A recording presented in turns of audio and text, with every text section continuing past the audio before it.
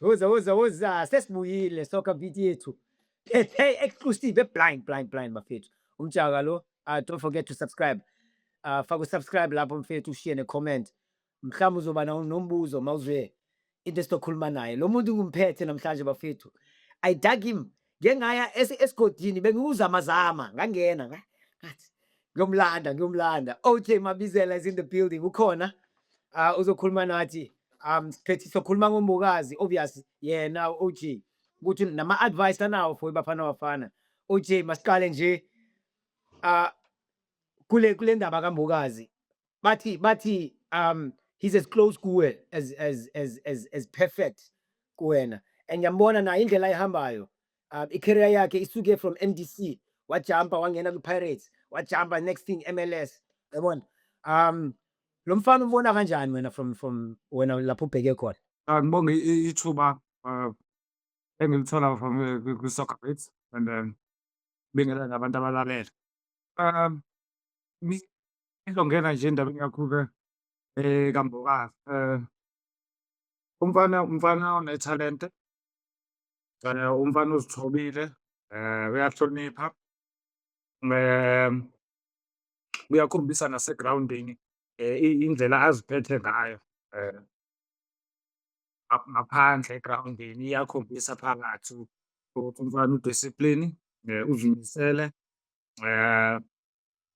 Uyabona nangendlela izinto zakhe ey'sheshe zahamba ngayo nje, njengoba kade uchaza from M_D_C to Pirates now ufeyile. So yeah, umuntu ozimisele, engizothini une-future bright.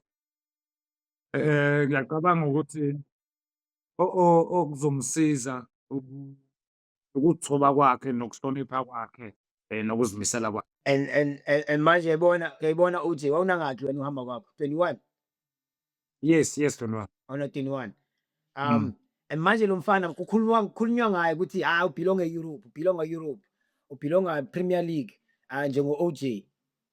Yini mhlambe obonayo ukuthi mhlambe masiqale ukuthi ashoda ngayo, afanele asebenze kuyo before aye e-Europe? Masiqale lapho qala. I think isigaba sekuso nge-football, I think u-ready. Nge-opinion yami, ngombono wami, ngiyacabanga ukuthi umfana u-ready yokuthi angaya phesheya. Usedlalile iBafana Bafana nase-state siyambona udlala week in week out. Ngiyacabanga ukuthi yinto ezomenza a-improve i-game time i-game yakhe, because uthola isikhathi esiningi sokudlala kule club akuyo at the moment. So ngowami nje umbono, yeah, u-ready ngoba usasemncane.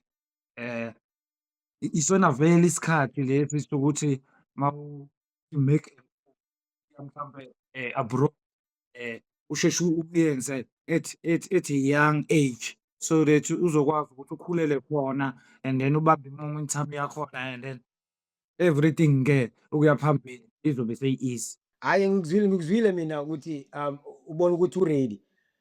Mayifika la, mayifika e-Europe OJ, uzofika e-centre back, nawe wafika i-centre back.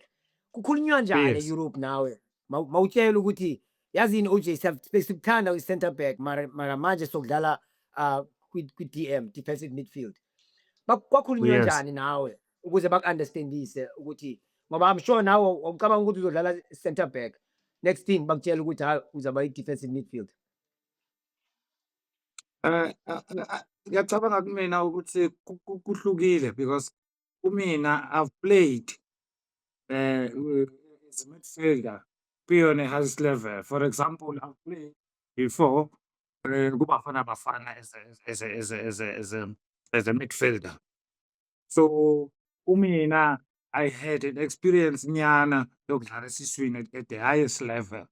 So it was easier for me mabethi kumina sekufaka kuleya position leya, because ngiyacabanga nabo ekungibukeni kwami bakubona lokho ukuthi mina ukuthi I can play as a defender and I can play as a midfielder, the way I was comfortable, the way the way great yami yayingakhona and the way ama-passes wami ayengakhona. So, ngathi nakhona futhi lapho kuhambisana ye-coach mhlampe on that day ukuthi no, it suits you this game ukuthi udlale as a midfielder or it suits you or ukuthi idlala as a defender.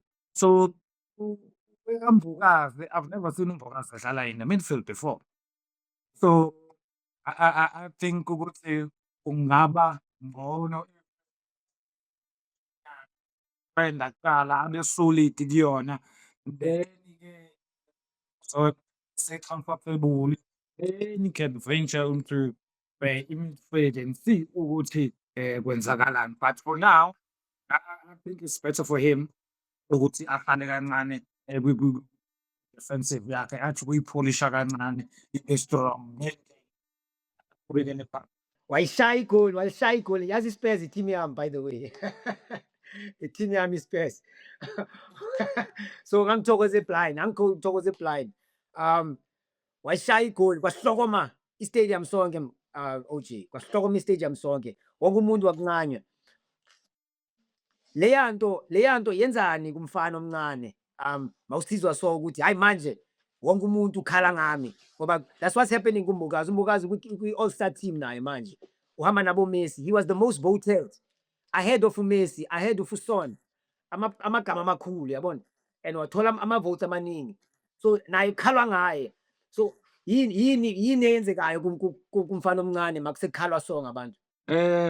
Ngizoyibeka kanje bhuti wami, ikabili le nto is either makes you or is either breaks you. So, ake siqale ngokuthi mhlampe ngokuthi ungabe usalalela, be arrogant, start lokhunjana missing training, start ukuthwala, you know, because le nto le ihambisana nokuba humble. When you get to you need to be organized, focus, ebholeni, to understand ama-distractions outside the field angakuledela ekuthenini your career it's i-career yakho to a downfall. So, ingakho ngithanda ukubeka lezi zinto eziwu-two ukuthi ingakuwinisa iphinde futhi ikuluzise, so kukabili. So, I think ukuthi kuseduze kwabantu abazokwazi ukumbonisa going forward. Nginethemba lalokho because ikona okuzomsiza kakhulu ukuthi abe nabantu esayidini abazomsupport-a ukuthi uMessi, abazomguide showing ukuthi this is what must be done, this is not right, this is wrong. Uma izinto ezikanje, landela izinto ezikanje. So, I think i-guidance ne-support will play a key role kwi-future yakho uMbokazi. Yeyiphi wena le support ukhuluma ngayo wawungenayo wena ngesasikhathi onothi uyacela ukuthi abe nayo uMbokazi le support wena wawungenayo lesikhathi sakho? I wouldn't say ukuthi mina ngangingenayo, but ngokwami I think if I had more support, yayibona leyo nto, ngibe nomuntu oseduze because going overseas at that age uyadinga umuntu ozokusupport-a esayidini. Kuba It's lonely ne? it's a big country, you know. So yeah, I ukuthi ngangingenayo i-support, but I think ukuthi mhlambe his manager can play a key role managing him on and off the field too, yabo, and supporting the i-future yakhe going forward. So kuthina, yes, it was there, but it's not enough for me. Angingasho ngingakhulumela omunye umuntu, angikhulumela mina. It wasn't enough. It was there, but it was not enough. Yeah. Ngizwile. If le call iyangena manje for uMbokazi, uyafika e-States, ufike this year. Mara if le call iyangena bathi woze Europe, ucabanga ukuthi makayithathe manje or uzothi makalinde? Mina ngokubona kwami, ngathi akayithathe manje because why uhlaleleni? Why wasting his time? Because as fresh as he is manje, kuzoba easier for him to ukuthi a-adapt-e akhule the style sase-Europe because I think uzobe maka-reach 24, 23 uzobe esekwi-peak yakhe in football. So it's better ukuthi sizofika leso sikhathi ese-already kuphi e-Europe. So lokho kuzomsiza kakhulu. So mina ngathi akayithathe khona. Yo, awusitabela kancane uthi hhayi ntwana, ima kancane mani ungarashi. Hhayi insizwa leya nawe insizwa leya nawe uyayibona leya nsizwa ukuthi uma igadla iyagada. Uyabonakala ngalona igwala. So ngiyamthemba. Yeah. Ya ngiyakuzwa nje yami. Yebo.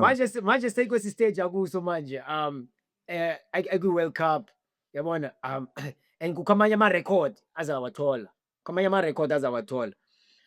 Leliphi lona rekhodi obonayo ukuthi yazini le ntwana no matter what ngifuna uyibona so, ngifuna uyibona la. Kuma-records mhlambe in terms of what?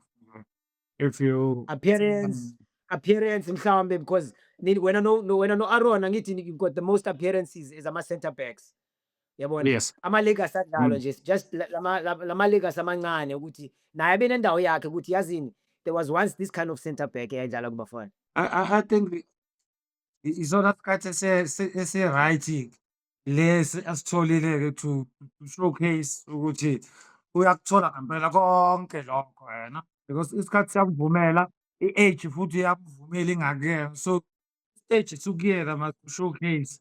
So it will be up to him ukuthi njengoba evule leli stage he can dance or not. So it will be up to him.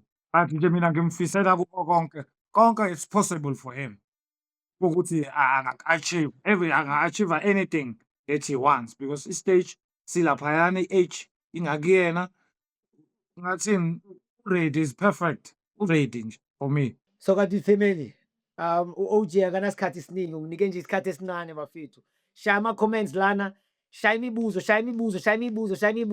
nimtshele ukuthi makabuye ngoba nifuna ukukhuluma naye. Manje asinasikhathi esininzi bafethu, angifuni umqedele isikhathi ngoba he's got a coaching to do, he's got places to go. So ngicela umkhulula, but nina Soccer Beat Family yethu, nishaye lapha ama-comments imibuzo yenu ukuze azobuya u-OJ. OJ, into onikhuluma nje kuma-Soccer Beat Family, Soccer Beat yethu family, ubatshele ukuthi uzobuya, yini botshela yona? Yeah. Please guys, fakani imibuzo lapho. I'm coming back. Ngiyabuya. Sazoba nani. Yizo. Danke OJ Mabizela bafethu. Angazi ukuthi So- khona i-defender enkulu kangaka besides OJ Mabizela bafethu. Ingathi ngumbokazi, sobona uthi u-OJ indlela ivulekile for umbokazi, makajayive as far as possible. Bafethu from mina ngibulela wena OJ, Soccer Beat Family. Mayibuyile, so ngena kule mibuzo. Danko. Danko. Yizo. Soccer Beat,